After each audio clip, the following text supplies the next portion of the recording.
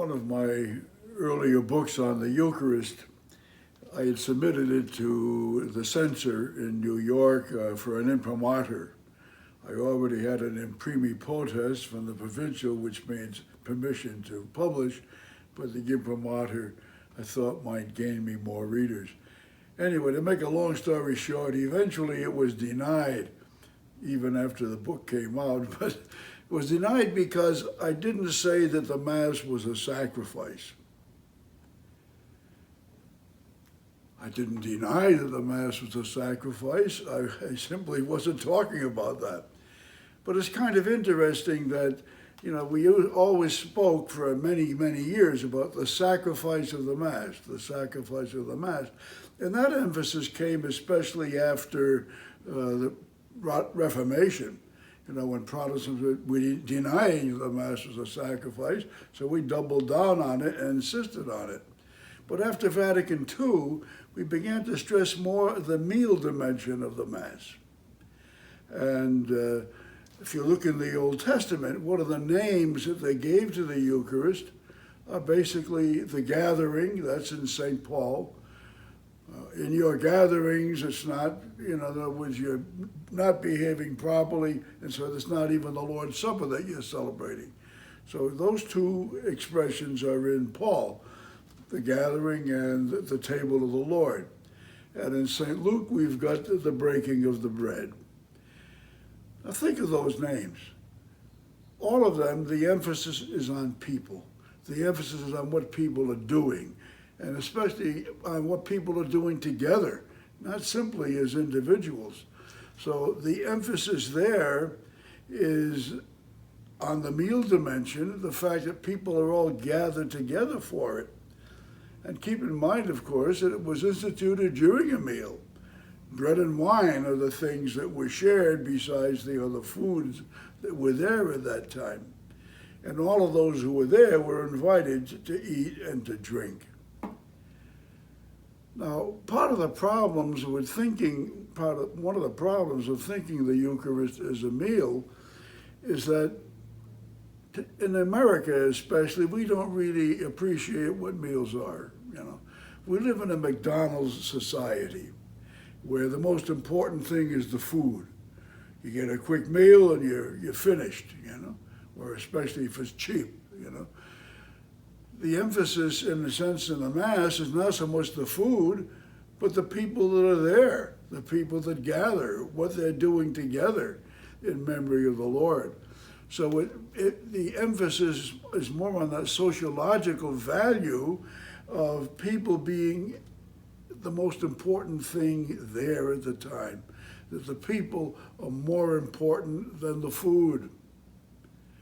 And so the values that are there are the values of friendship, the values of solidarity, the values of sharing, the ability that we have to recognize that we are one family gathered together, that it's not simply a kind of Jesus and me relationship, but a Jesus and we, all of us. And of course, that's the theology of Vatican II in particular, when it speaks of us being the people of God. We're not simply individually related to Jesus because of our baptism, but we're related to one another because of our baptism. We're baptized into a community. And that's an extremely important dimension of what the Eucharist is all about. As I've mentioned already, the Eucharist was instituted at the Last Supper. Now, we're the ones that call it the Last Supper. Because in fact, it was Jesus' Last Supper here on earth. But it's not simply, it's the Last Supper, not the First Supper. Jesus had suppers before that, and all of them, especially as we see in Jean Leverrier's book on dining in the kingdom, he's got 10 major meals that Jesus had, and all of which shed a light on the values that we should be trying to appreciate and instill whatnot in the Eucharist that we celebrate. So, in other words, Jesus exercised the whole ministry of meal fellowship. One of the main, shall we say, things that characterized Jesus' meals is that they were inclusive. And the Pharisees always accused him of eating and drinking with tax collectors and sinners. So they didn't appreciate the people he was eating with. They didn't appreciate what was symbolized in these meals: solidarity and God's care for all of his creation. So all meal stories that we have there, especially in Luke's gospel, are really Eucharistic. Because what is the Eucharist anyway? It's our sharing at the table of the Lord. It's realizing that Jesus is there with us, sharing a meal and sharing himself at the same time. And so it gives us the quality of what all Eucharists are meant to be. Okay? Now, if we consider the Mass, especially the meal dimension of the Mass, I mean, there are a number of conclusions, in a sense, that we can draw. I've already mentioned that the Eucharist is not simply a Jesus and me moment. You know, it's not, I mean, like when we're there and we receive communion, now we're asked to stand, you know, during the communion procession. Why?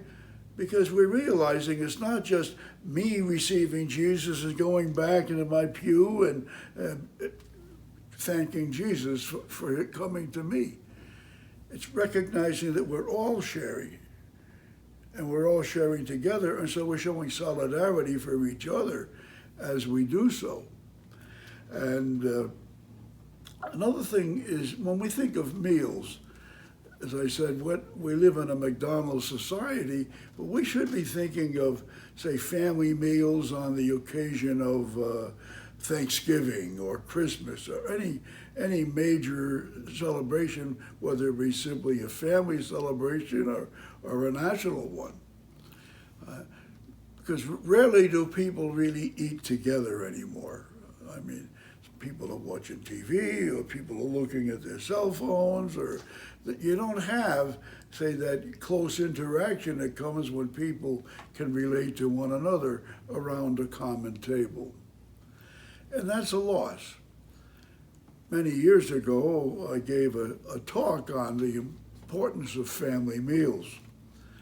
And then a number of years later, this was in Wisconsin, in Menasha, I went back and I was talking with this one family, and they said that talk that I gave really impressed them.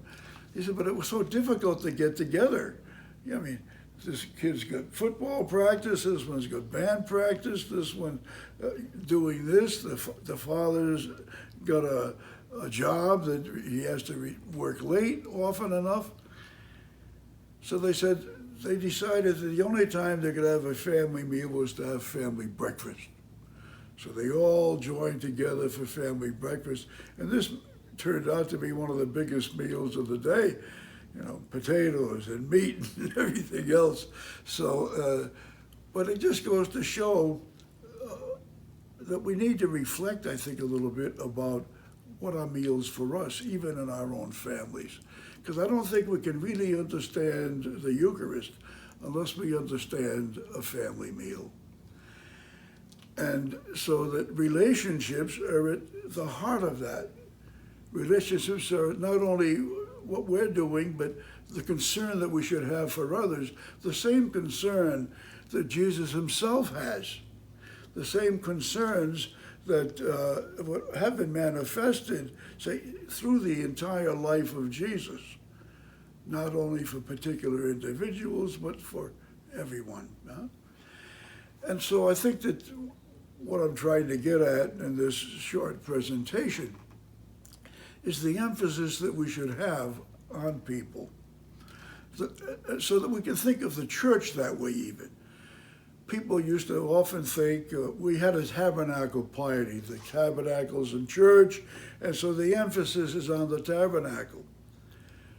But in the early church, for many centuries, better part of 1,000 years, there was no tabernacle in church. It was in a side chapel. So that the church was seen not so much as the house of God, but as the house of God's people. It's where God's people gathered. It's where God's people came together to be able to celebrate the Lord's Supper together and in common, you know.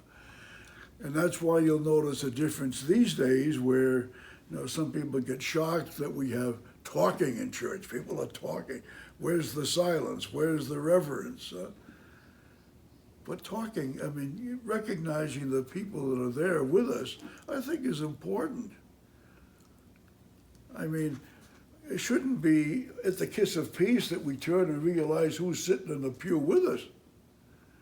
I mean, we're there. I mean, we shouldn't be there as just simply statues or simply people looking ahead and having no concern for anyone else that's there. So the Eucharist expresses the nature of the church itself. And the church is what? The people of God. It's something much larger than simply our own private relationship with God. And that idea of a private relationship with God came mainly at the Protestant Reformation, where that was one of their goals, to put people in direct relationship with God where you didn't need a priest as a mediator. Well, as a priest, I'm not a mediator between you and God. I'm only one who's trying to voice all of your hopes and all your aspirations and all of your prayers to be able to offer them to God in the name of all of you who are gathered there. And so that action that we do and what we do at the Mass is meant to last long after the meal. If what we celebrate in church and what we live out in our lives are two entirely different things, we're not really celebrating the Eucharist. It's like Paul said to the Corinthians long ago, you know, that's not the Lord's Supper that you're celebrating. You're celebrating only your own selfishness, your own individualism, your own sin. And so try to reflect on that in your own lives, you know, that what are we doing when we're there? It should be to increase the solidarity that we have and the concern that we have for one another and for all our disadvantaged brothers and sisters. This is what Jesus invites us to. This is what Jesus wants us to do. This is what Jesus hopes that all of us can learn and become, like he himself was, one who cares for others and lives not for himself, but for others, for you and for me.